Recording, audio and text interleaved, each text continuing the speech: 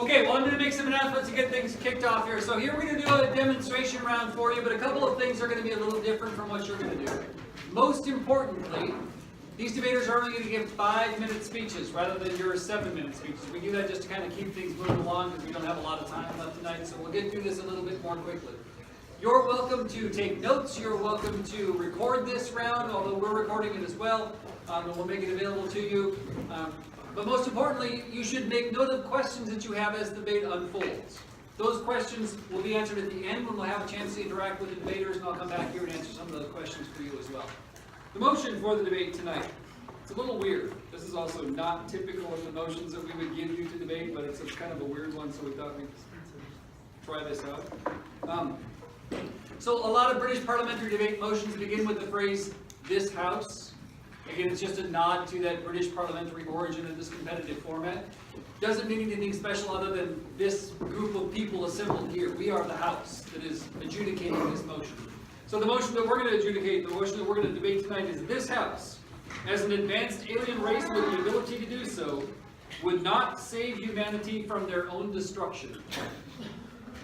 So should aliens save us? Opposition is going to say no, opposition is going to say yes. You'll see that each of these teams has a placard in front of them. This is our opening proposition team. The closing proposition team is on the outside. This is our opening opposition team. The closing opposition team is on the outside. Our Speaker of the House is right down here in front. This is the person that's going to ring the bell. It sounds like this.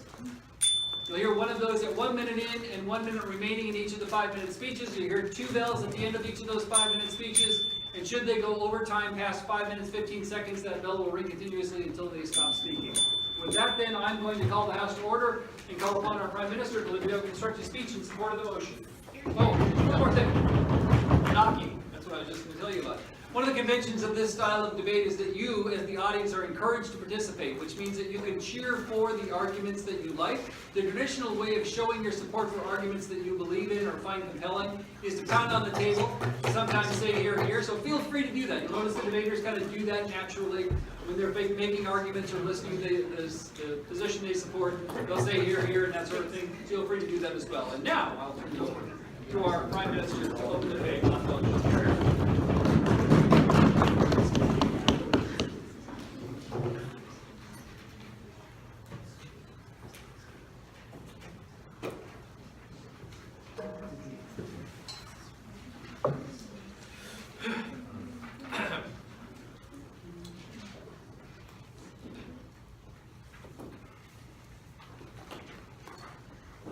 As the rights of each sentient species to live in accordance with its normal cultural evolution is considered sacred, no Starfleet personnel may interfere with development of alien life and culture. Such interference includes introducing superior knowledge, strength, or technology to a world where society is incapable of handling such advantages wisely.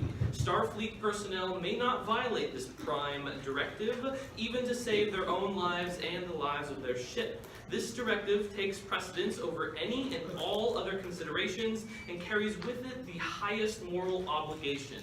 Good evening, ladies and gentlemen. We, on the proposition side of today's debate, do not think that we, as an alien race, should save humanity. I have 3 contentions for you today. First, I'm going to talk about the prime directive, which is the quote that I just gave you. Then I'm going to move on to what the root, the cause of all of these problems are. And if I have time, I'll get into some more arguments. But before that, I want to get into the model.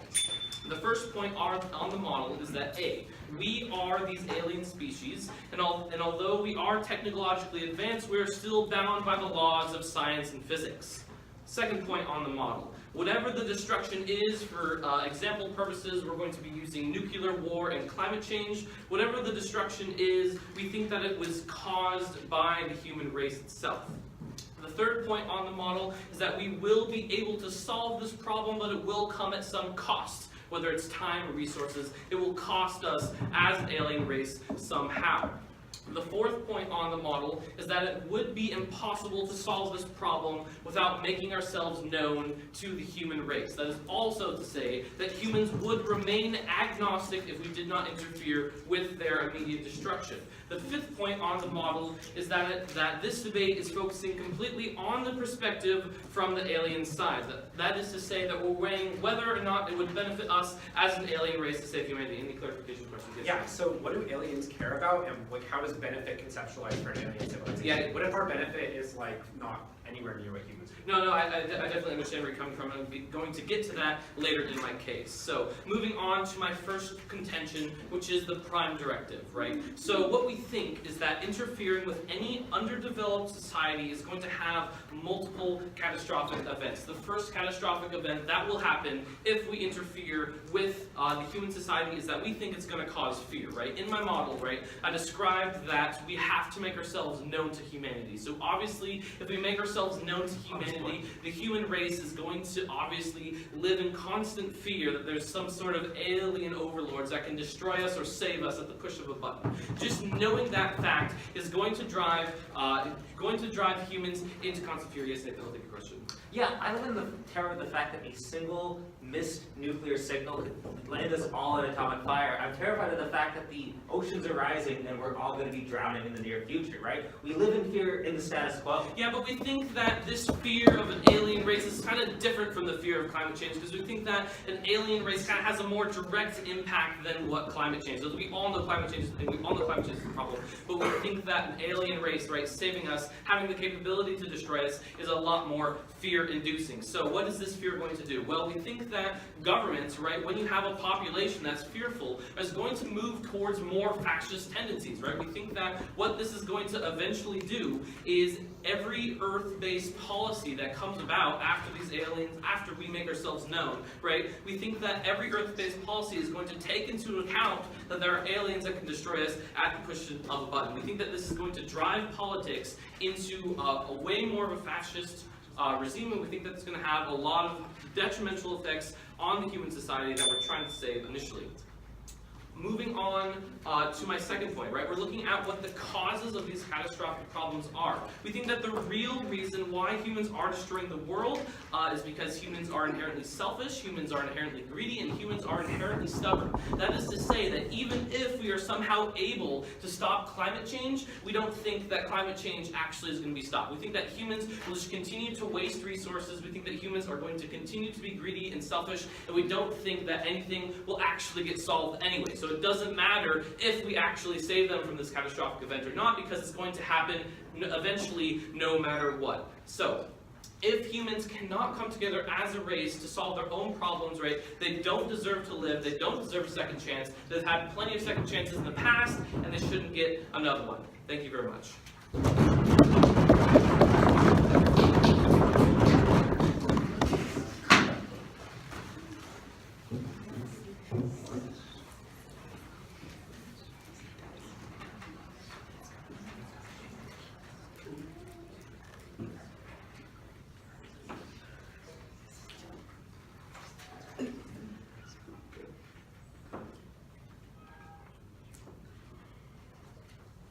Okay, I'm going to be presenting 3 points in my speech, but before that I'm going to get into a little bit of deconstruction into what he just said. So the first point that they presented to us was that fundamentally, if aliens contact us, we will react poorly. And sure, we might react in an extreme fashion to learning that we are not alone in the universe, but that is not inherently bad. There is no reason to believe that we are going to lead towards a significant decrease in the quality of our life simply because we know other species are out there. I think that my partner appropriately rebutted the point about why we would be afraid. In fact, we will reduce a lot of the immediate stress on ourselves because we will know that we are better able to protect ourselves from the inevitable fate of our current civilization. And given that the aliens did not destroy us right away, we have reason to believe that they will keep us around, which I will expand upon later. And then the second point will be that humans will still kill ourselves even if we get this technological advancement. But that really doesn't give appropriate credit to the fact that our society is continually moving towards a more perfect one in which we will not destroy ourselves. And if we are given that extra 200 years, that extra 1,000 years that technology can afford us, we will be better able to ensure that we do reach that moral level where we do not destroy ourselves, simply because we have had the time to do so. So that ties right into my first point about the ethical nature of any sufficiently advanced society. Basically what we see here is 2 things. First off, society as a whole trends to be more ethical. Like in the past, humans thought that slavery was appropriate, and now we do not. Same thing with the oppression of countless separate groups. Not right now. And this is really supported by Adam Smith, the founder of modern economics, in his first book, The Theory of Moral Sentiments, which basically said that a coherent society requires a certain degree of sympathy. And that means that any society which is united has to have some degree of ethical moral founding, and so any sufficiently advanced society wherein they can move throughout the stars has to have had a long time of being sufficiently ethical that they are a coherent, successful civilization to allow that moral arc to evolve to such a point where they have empathy for the human race and will therefore choose not to hurt us, and humans with sufficient time will do the same. Sure. What makes a successful civilization, though, considering that on our planet, it's whatever country is most able to conquer by any means necessary, not altruism? Yes. As of now, that is the truth. But we find that history presents us with a certain number of filters. For example, we will only be able to survive global warming if we as a society are able to decide to give up materialism. So those filters inevitably push us towards being more unified and ethically proper. So in the end, that will inevitably happen if we are to be successful. So now moving on to the inherent value of life. And this is the second reason that aliens have to leave humans alive. Life uniquely is one of the very limited resources in the universe. Once you're a spacefaring organization, you will be able to core planets and get all of the materials that you need. But life is very limited in quantity, as we are well aware of, given that we have not found any before.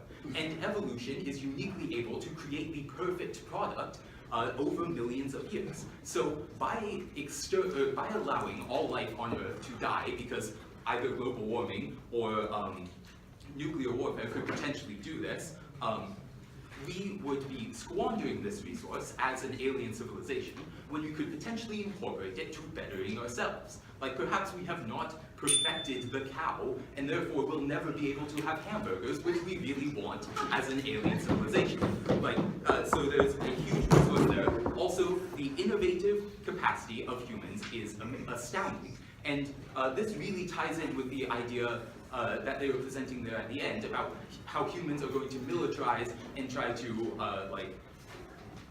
strengthen ourselves. Fundamentally, because we are driven, because we wish to become the top dog all the time, they will find a fantastic ally in providing innovative solutions. Because we owe a certain amount to them for protecting us, they will find an amazing ally in trade, economic interests, and even potentially military interests if they need that in the future.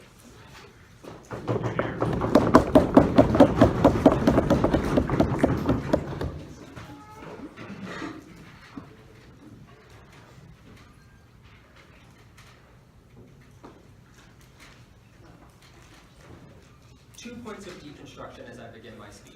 First, to this point on reaction.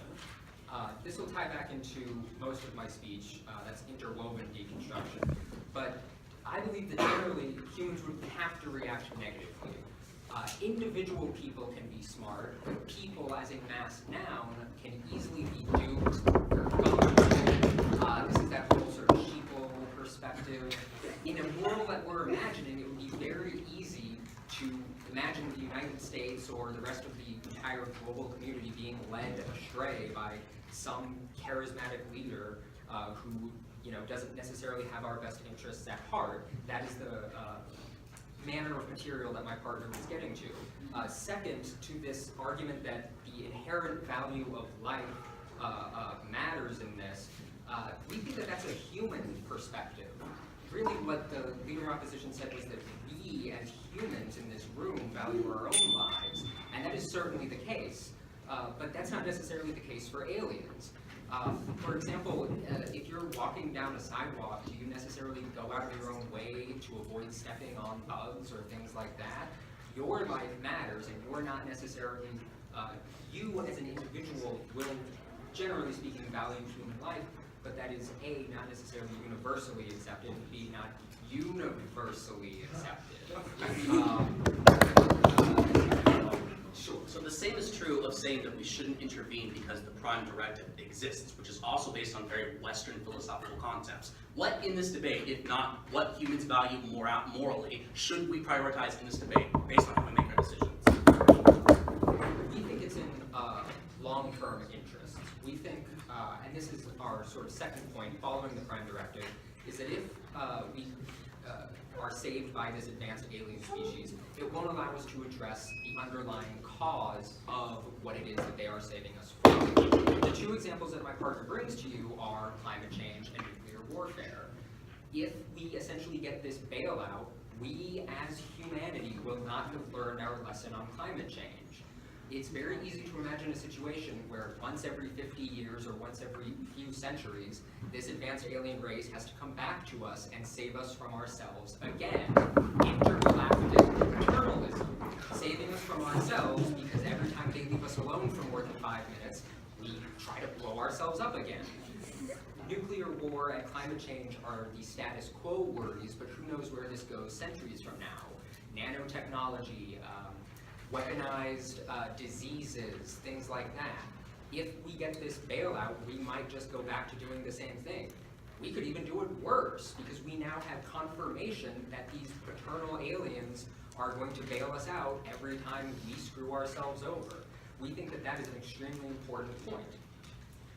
Third and lastly, we also want to discuss what is in the interests of these aliens. Is it truly in their interest to look out for us in the first place? This is the point that was referenced by Robert. Is it necessarily in the interests of the aliens? What is it necessarily that they are getting out of this? Is it just to save us because they value our lives? That is the burden that their side has to prove. No, thank you. That is the burden that their side has to prove. That was the material reference at the end about setting up intergalactic relations. I would argue that if these aliens are indeed an advanced species, an advanced alien race, they're going to have sufficient technology that they won't necessarily need us. Interests are about needs. The United States needs trade relations with Saudi Arabia because Saudi Arabia has oil and the United States needs oil. However, we don't necessarily believe that aliens are going to overlap with the interests of even human beings as a species, much less our social constructs and our social institutions, states, international institutions, and the like. So because of the sound nature and logic behind the Prime Directive, because it won't address the underlying causes of our destruction, and because we can't necessarily say it's within the interests of this advanced civilization, we are proud to propose. Thank you.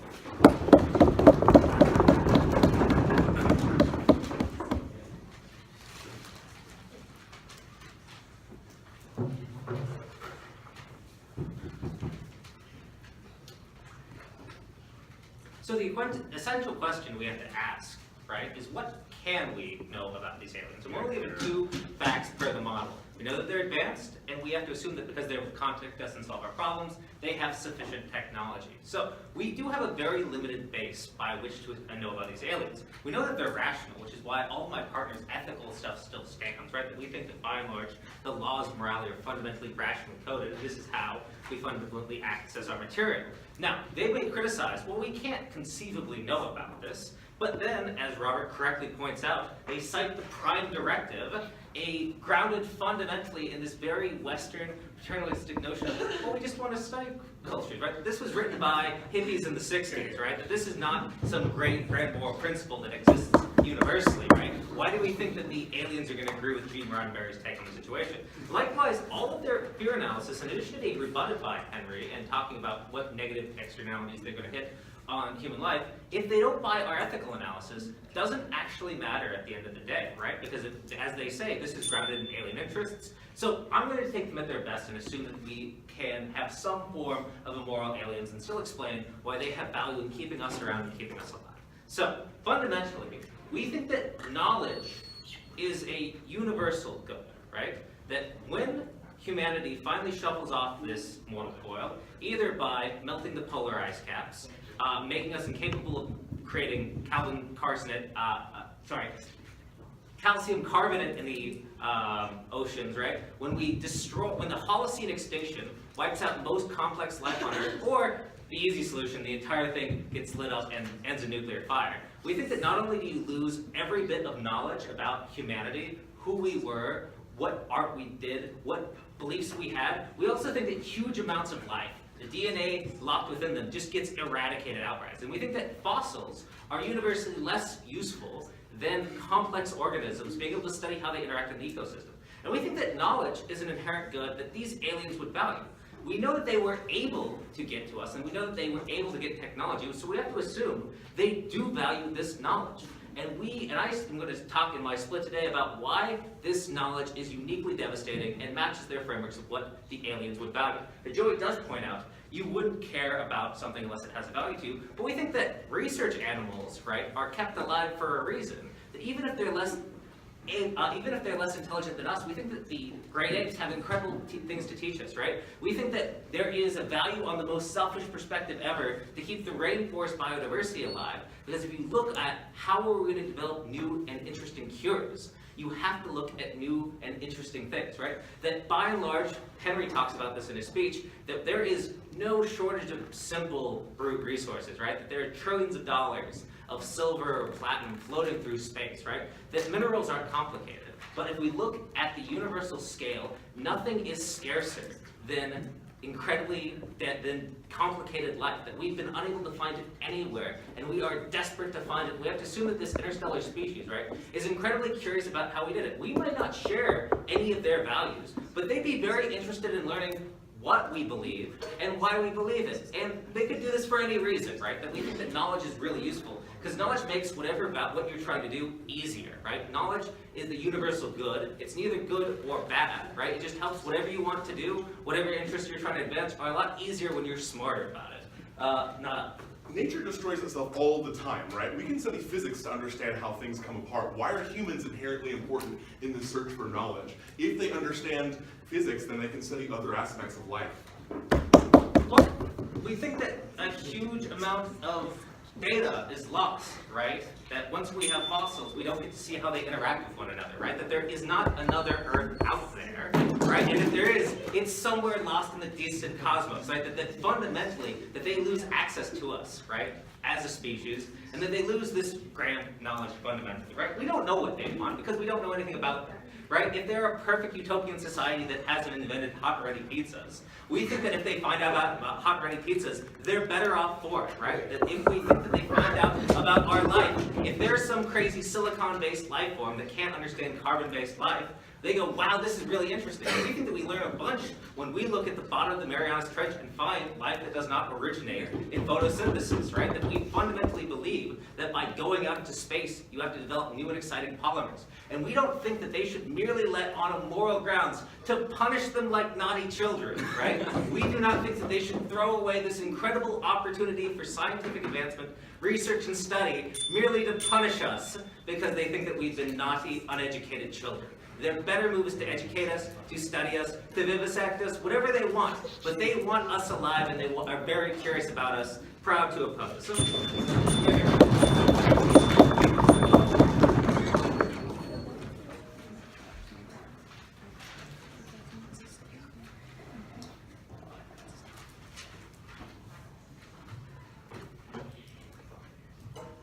Mr. Speaker and members of this audience, opposition would have you believe that we somehow value knowledge and that aliens would value our cultural knowledge.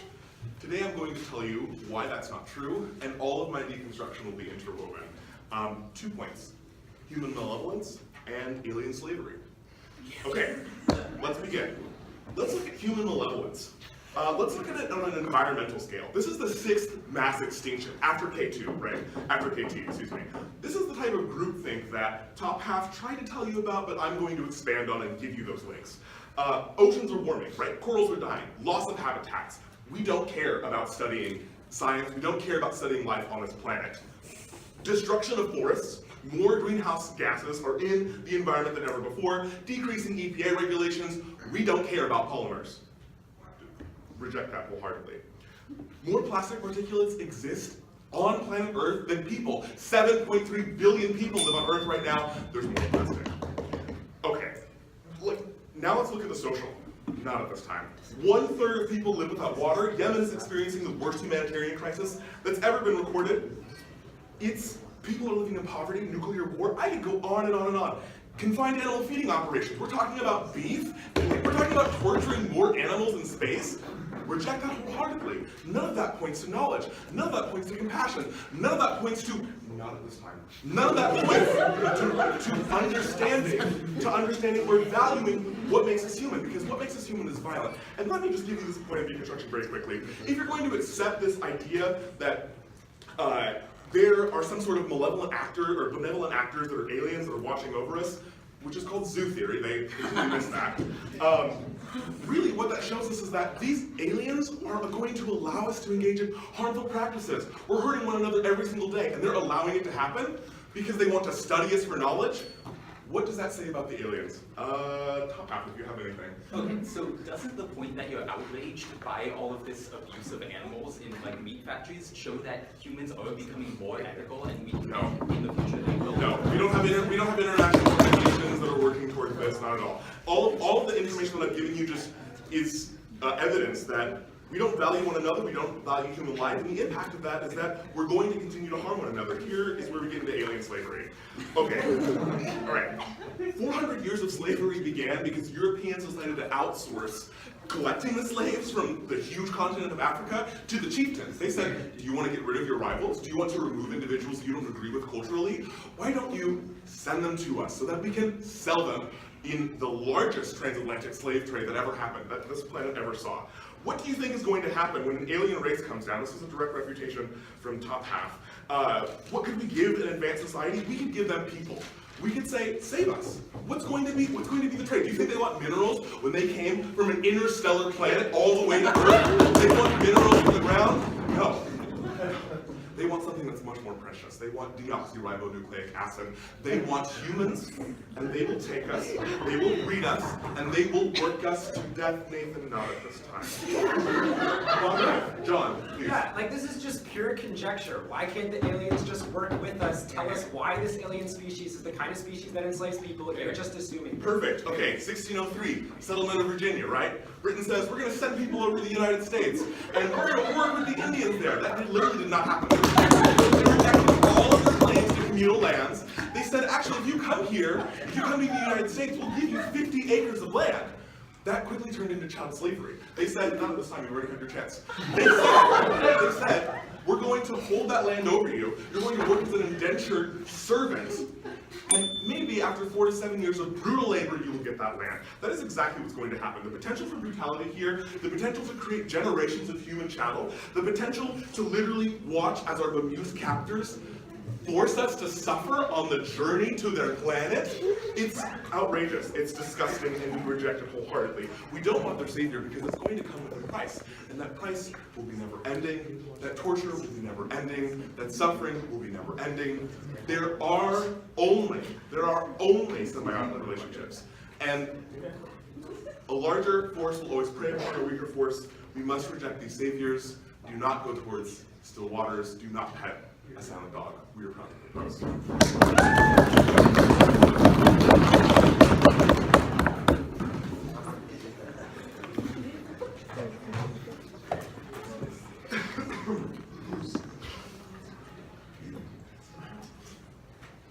So the opening opposition talked about how the aliens should follow Adam Smith's economics and that this would be the good thing to do for supply and demand. Closing opposition, we're going to say, as the aliens, we should save aliens because human life is intrinsically valuable. We just think humans aren't all evil like the closing government told us, and we think humans are pretty good. Like they do cool things. They have babies and they love their babies, and they go to game nights together and they have fellowship and friends. And I actually think humans are pretty good. And just because there's some sour apples that run Wall Street doesn't mean everybody in this room should be destroyed because some people are doing I don't want climate change. If I had the power to take all the plastics out of the ocean, I would do it tomorrow. Okay, here's how the speech is going to be structured. First, let's do deconstruction of what we heard, and then let's get into our reading material. The big oopsie that came from opening government, which is saying we are the aliens, and then when I stand for a POI at 1 minute and say, okay, what do aliens care about? Joel's like, I'll get to that in the rest of my speech, and then the rest of the bench has just been like, aliens care about this, aliens care about this, aliens want to enslave us. It's like, we don't don't know. We can't have a debate based upon what aliens care about when we're not actually aliens. What's really happening in today's debate is we're talking about what humans care about. So let's honestly, let's just be honest with ourselves. That's what we're doing. I also want to deconstruct Joey's argument about how we're not going to solve underlying causes of the problems. The first thing is why not? If aliens come to the planet and save us from our utter destruction, we might be so bewildered, we'll never do this again. But secondly, if there's such an advanced civilization that they can save us from all our demise, I think they can teach us, right? They can give us green technology. They probably have solar panels if they made it this far already. Okay, the next argument is Nile's human malevolence. My response, as I already said, is this wasn't my choice. Okay, sure, there's some people out there, like Donald Trump, that don't want to have coalitions to stop climate change. If I had that power, I would do it in a second. I was born into this world after it all went to crap, right? The internet was already created, plastics were already destroying the universe. I didn't have a choice. I was born into here out of my own fancy. I think some of us here are good people. The fact that Nile recognizes this is a problem means he's a good person. I would trust Nile and the government for some things, actually for most things, but not all things. Okay, last thing, alien slavery. Again, this is pure conjecture. You can't believe it because we don't know anything about these aliens. But if you believe opening government, that we are the aliens, and this is all about what's good about for the aliens, then this is for our side, right? It's good for the aliens because they want slaves, okay? So it's that's the reason we should save humanity. I'm not going to say that. That's not my point because I just realized that sounds really bad. Also, when Nile answers my POI, and he's well, this thing happened in Virginia in 1600. I just want to point out how bad of an argument that is. Because the British did something in 1600, this super advanced civilization is going to want to do it. No comprende. Okay, extension. 2 points. First point, human life is valuable. Maybe none of you guys do this. I do this sometimes. I think maybe 50% of us do this. Do you ever just walk down the street and you stop and suddenly you become aware that you are experiencing things? Because really, usually we're pretty wrapped up in our human experience. We're just kind of going along, we're going through the motions. And then suddenly you're wow, that tree is pretty sick. It's brown and green. Think about all the things that exist in the world didn't have to exist. Green, we could have been black and white. Imagine how boring the world would be with black and white. We have so many cool things that we just take for granted we can talk in languages to each other. We can there's just so much cool. You could have sex with somebody that you love, and this is a college classroom, so I'm allowed to say that. There's so many good experiences that come from humanity. Here's a few examples I want to give in my extension. First, POIs. Sweet. Okay. Imagine a woman leaving work after a tired time. Okay, wait, please. So I'm still failing to understand why this is going to benefit me if I'm an alien race, to make sure that humans, while they might be cute, end up being benefited in the long run. Sure, look, here's the thing. We don't know what benefits aliens. So what I'm saying is we closing opposition alien researchers aren't caring about what benefits aliens, because that's out of the debate. We're just saying human life is valuable, therefore save it. Even if it's valuable for humans, at least we have a debate that can be judged in this round. Okay, my example, woman leaves tired from work and goes to the bar with her friends. Another example, imagine a pimple-faced teenager waiting outside, waiting to go inside and meet his first date and meet her father. Imagine just the exhilaration, the nervousness. We experience a world with so many different complex emotions. In my opinion, it's really, really damn cool. Even the bad emotions are damn cool. I'm having a lot of fun on this planet. Even when I'm sad, when my parents got divorced or something like that. Way TMI for this speech. It was a human adventure, man. I'm looking through a storybook and it's really, really cool. Think about what a mother looks like when she looks at her newborn baby for the first time. Think about the dad, the experience, the natural bonding. Human experience isn't just malevolent, assholes Nile wants to tell you. It's we do cool things, we have fun, we love each other. My second argument, my extension, don't let sour apples say destroy humanity. If I could pick out one person in this crowd and say that person right there is evil, and then say that justifies killing all of you, you'd be that's dumb. Very proud of those.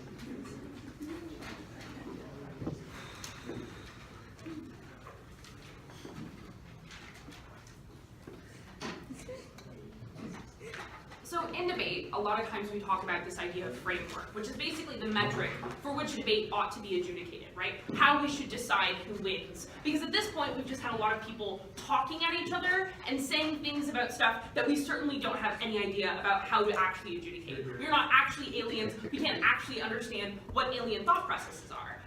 But what we can do is certainty analysis, which is take a most educated guess at what is most likely for an alien race to do. And we think, in general, it is going to be what benefits them and what benefits them directly. We think we can assume this because this is how all animal species and plant species, at least on our planet, behave, which is that an animal is going to do something because it benefits it for the time being. That doesn't mean it's going to have altruism indefinitely. That doesn't mean it's going to have a symbiotic relationship indefinitely. There are finite years to whenever something has a cost, to what that cost and what that value is, to whatever that creature is. And we think that they have failed to prove in this debate why we ought to think that aliens are going to be benevolent to us indefinitely. We think that aliens are like all other animals or all other creatures, and they're going to do things for as long as they benefit them. And whenever they realize that there is an end to human benefit, they're going to stop supporting us. We think it is better to never ever have that experience in the first place and allow humankind to determine its own destruction. You need to understand this debate is about which side has argued for what the aliens are most likely to do and convinced you of that. 2 points in this speech. First, talking about what we can assume about alien rationality to quell some of John's fears. But secondly, talking about why alien interests are not going to align with ours indefinitely. First, into what we can assume about alien rationality, I'll take you after this point. First, from opening opposition, we hear this idea that alien society is advanced, therefore sympathetic, because Adam Smith wrote something about it. 2 responses to this. First, we think this is not true of our own human society, at the point that probably all of us in our life have walked by someone who is a homeless person and refused to help them. We think it's because it did not align with our interests in that particular moment, even though we might be living in an advanced society. We don't think that you can claim that just because a society is advanced or very civilized, that means that that society is going to be a moral one. But secondly, right, aliens haven't read Adam Smith, they probably don't care about this and don't understand this concept, right? Advancement for this race is more likely based off of advancement in humankind, which is one that is brutal and bloodthirsty and comes from conquering things and gaining technology through that way, not through having nice lectures where the aliens talk to us about what our discoveries have been. But secondly, right, talking about aliens and how they value knowledge. And we get this originally from opening, but then John continues it, right? This idea that humans have intrinsic value, and some of it is that we have knowledge, but also just like the experience of being a human. Even research animals are kept alive, and that's how they tie this argument. That's their warrant, right? The problem is that we do keep research animals alive until we have no further use for them. There's always going to be a cost, and there's always going to be a point whenever we have been used for our usefulness. Humankind is not going to be useful forever. We think that we've probably outrun our usefulness in the status quo. You can't say that these aliens are going to understand and want to take care of us forever because nothing does that. I'll take back half. Okay, so Joel in his speech said we are the aliens and we care about what aliens care about. Nile told us that saving humanity would give us a vast source of untapped labor that would benefit alien civilization. Are you dropping your partner's extension or knifing your opening? So what we're doing, because we were never really quite sure from what point you were advocating for, we were telling you why we don't think this is going to be beneficial as aliens, from an alien standpoint, and why even if you think that this is about what's best for humankind, that you're still not winning on that point either. Right? John says that we have to base all of these assumptions off of human behavior and what we can see, not at this time. The problem is that we already think humankind and other kinds of flora and fauna only do things whenever it benefits us and furthers our interests. This is why my partner, whenever he makes his claims that there's going to be like essentially alien slavery, why we think they are going to be legitimate, because that is what our usefulness is going to look like, and that is what whenever they save us from destruction, that is going to look like. Into my second point about why alien interests are not going to align with ours, right? John can say as much as he wants that human life has intrinsic value, and sure, yeah, we buy that, like, we all think that we are valuable, but the problem is that, like, animals in slaughterhouses probably think that they have intrinsic value too. The problem is that their intrinsic value is a cow that can live its life in the field and be happy, versus my intrinsic value of having a nice steak, right? That there's an opportunity cost. I'm going to do whatever best benefits my personal interests. That's why we don't think that humankind is going to be allowed to exist as the humankind we know now. We're going to be used essentially as like props. We are going to be used as something that is meant to be used, not something that is allowed to exist in the form we understand it today. Aliens are going to use us, and we don't think that's a good life for humankind. We don't think it's beneficial for anyone. Proud to propose.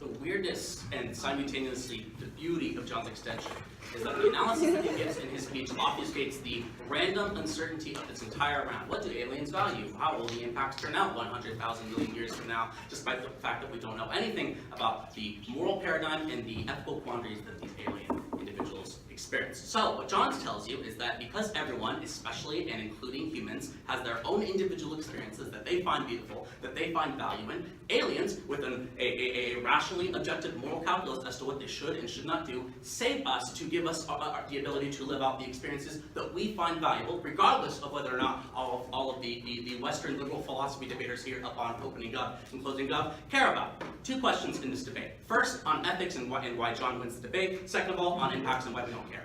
First, on ethics. Opening government tells us about the prime directive. The problem is that they didn't tell us why the prime directive was important, why it was morally superior to all other moral paradigms by which you evaluate this debate, whether or not it actually helps populations or civilians endure and enjoy their own lives after it's carried out. We don't really know why it's impactful, therefore it's probably out of the debate, given that they never really justified it, right? At least we tried to deconstruct it. Second of all, CG. Humans are all evil, and therefore they always will be, and therefore we should never save them. John gives you a pretty good response that goes completely ignored by the whip on the government bench, which was that most of the harms that come through society and the incentives that we have through selfishness are designated and controlled by an elite class of superiors that decide how much money we get, where we work, how we care about our lives, and the people that we should care about. Yes, it is true that most of the people that are homeless don't receive any care from our society. The reason we don't care is because we have politicians and people in international organizations telling us that we shouldn't care about homeless people because they didn't work to where they got, which is why they're homeless, right? That is not intuitive or necessarily a replicant of how we as humans behave, right? It's the controlling, coercive factors above us that tell us how we should behave. John gives you a much more persuasive analysis in the sense that he tells you that it's far more likely that when no one else is around and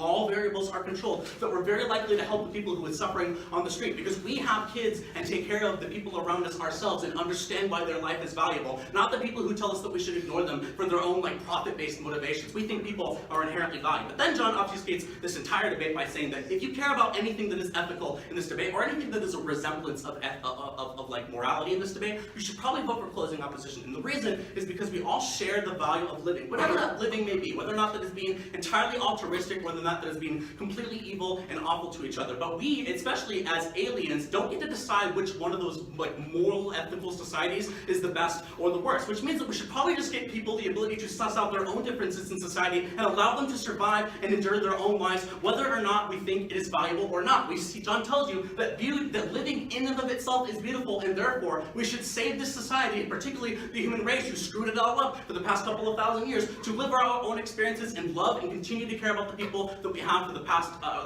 the entire time that we've been living. That is the only way that we can objectively evaluate a debate, right? Because on the other side of the house they say, oh, well, we don't know what humans are going to care, what these aliens are going to care about, therefore you should vote for God. But in the same breath, they say that we should care about these certain specific ethical and moral paradigms in the debate, and that you should vote for them based on those moral paradigms. We say back away from the debate, look at the way morality exists in an entire vacuum, regardless of the species that you're applying it to, and save humanity because they get to decide what morality is for themselves. Now, on impacts and why they don't care. Hayley.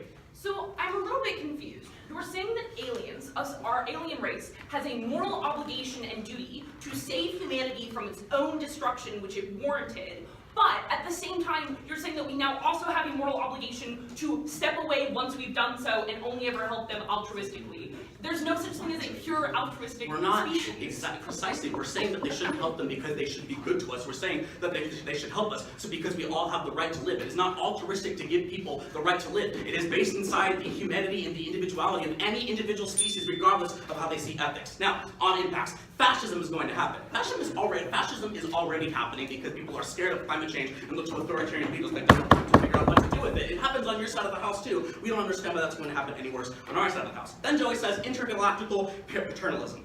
John gave you a pretty good response, which is that if they save us now, we're going to realize how bad we screwed up, right? When Matt tells you there's been 6 consecutive extinctions, all of those have happened rather naturally or organically, therefore we don't have an incentive to change our motives. We say, oh, well, another extinction is going to happen, so I guess we don't need to change the ways that humans engage with life. I guess we can keep pumping CO2 emissions into the air and destroy the earth. But what's become so clear that the only way that we could save ourselves is that an alien race popped out of nowhere and saved us all? Maybe the people are going to say, who are the people I'm voting for? Who are the people I'm surrounding myself with and control my decisions in the way the globe works? Maybe that's going to be an incentive for them to stop doing awful things. Then CD says slavery. John gives you a good response. If it's true that these people are utilitarian and should do what's within their best interest, enslaving an entire planet to work and produce capital for them is probably a good thing. But we don't know what is going to happen as a result of this. We've got no analysis as to what is going to happen. Therefore, prefer John's analysis as to why you should just save them, regardless of whether or not the impacts are going to be good or bad, because people have a right to suss out those impacts themselves. Therefore, you're going to conclude the opposition.